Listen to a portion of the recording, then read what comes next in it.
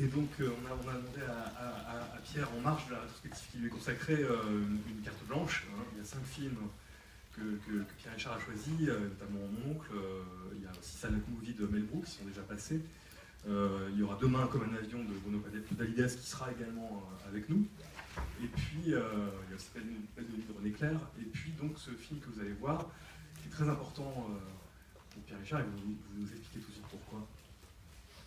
Oui, effectivement, il est très important pour moi parce que vous allez tout de suite comprendre pourquoi. J'avais 17 ans, 18, et au lieu d'aller au lycée, c'était dans une ville du Nord, Valenciennes, au lieu d'aller au lycée, je suis passé devant un cinéma, j'ai vu l'affiche, ça s'appelait Un fou sur 20 ans de guerre, c'était en français, de Daniquet. Je n'avais jamais vu Daniquet de ma vie, c'était une énorme star de l'époque. Je l'ai su après, mais sur le moment, je n'étais pas au courant. J'étais pas tellement dans une famille qui m'amenait au cinéma. Bref, j'ai été voir ce film. Je me suis assis un peu au fond parce que j'étais pas censé être au cinéma. Et dans les petites villes, on ne sait jamais.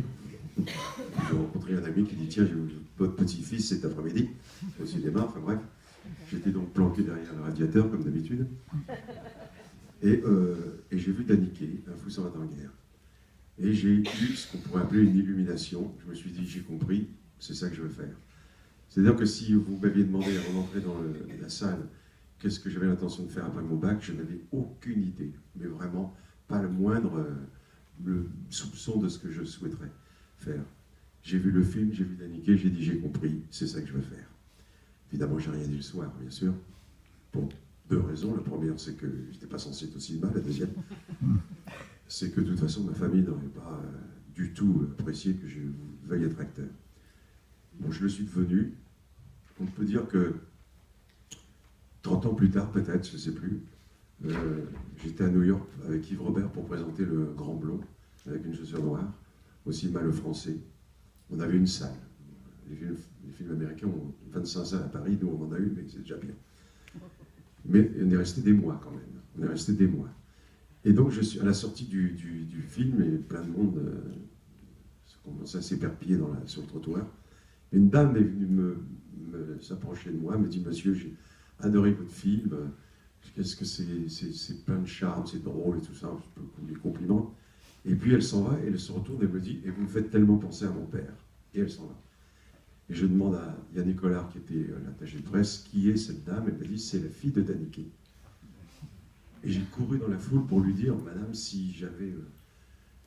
si je suis là ce soir, c'est ce que vous avez vu, c'est grâce à votre père. » Mais je ne l'ai pas retrouvé. 30 ans plus tard, je me souviens, parce que vous vous rendez compte, c'est tous les 30 ans que je raconte cette odyssée avec Daniquet. 30 ans plus tard, c'est-à-dire il y a 2 ans, j'étais dans le Midi chez moi et j'entends le téléphone. « Bonjour, je suis Daniquet, je suis la fille de Daniquet. Mon père va avoir un hommage à la Cinémathèque. Je serais tellement heureux que vous passiez avec moi, que vous soyez avec moi. » Et c'est vrai que, je ne sais pas, pour plein de gens, j'aurais dit non, parce que je n'avais pas envie de... Mais c'était elle, c'était la fille de Daniquet. J'ai dit j'arrive. Et je me suis retrouvé au bras de Daniquet, ici, dans la grande salle.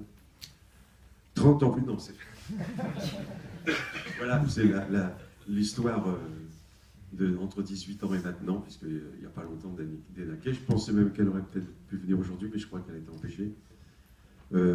Voilà pourquoi. Alors pourquoi j'étais fasciné, et puis on devine pourquoi.